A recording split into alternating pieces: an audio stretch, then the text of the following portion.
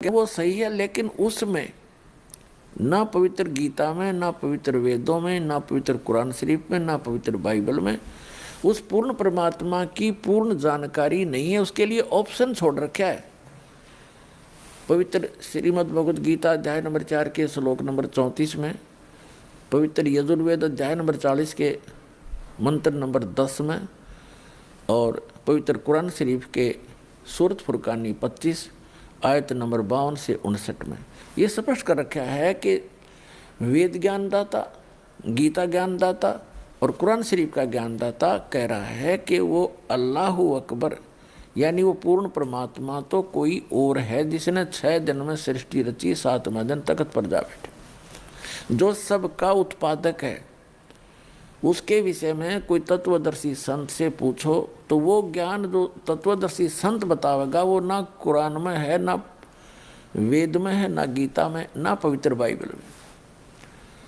तो वो है कंप्लीट स्पिरिचुअल नॉलेज जो इनके अंदर नहीं है। तो ये जितने भी हैं ग्रंथ ये इनकम्प्लीट ज्ञान रखते हैं, और इनका ज्ञानदाता भी इनकम्प्लीट गॉड है, कंप्लीट गॉड नहीं है, पूर्ण परमात्मा नहीं है। इतनी सी बात। तो ये जो अब आपको ज्ञान प्राप्त है उस कंप्लीट गॉड के द्वारा दिया हुआ, पूर्ण परमात्मा के द्वारा दिया गया ज्ञान है। आज दास आपको उनका दिया हुआ ज्ञान एज ए टेप रिकॉर्डर सुना रहा है, और उस परमात्मा की कृपा के बिना अन्य इसको समझ नहीं सके। इस दास के समझ में आया। तो अब क्या होगा?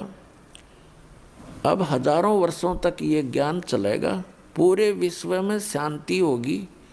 ये माया को इकट्ठी करने की जो दौड़ लग रही है, आग लगी पड़ी है प्रत्येक प्राणी के अंदर, ये इस ज्ञान से शांत होगी।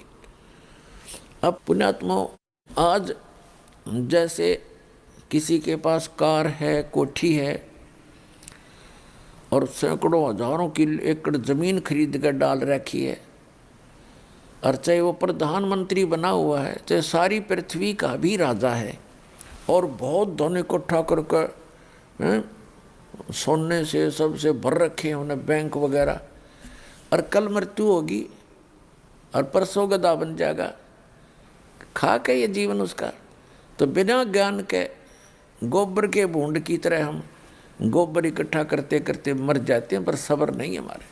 तो इस ज्ञान से सब्र होगा, इस ज्ञान से आत्मा हट जाएगी इससे कि क्या कर रहा हूँ मैं, करना क्या चाहिए था, कहाँ डले ढो रहा हूँ।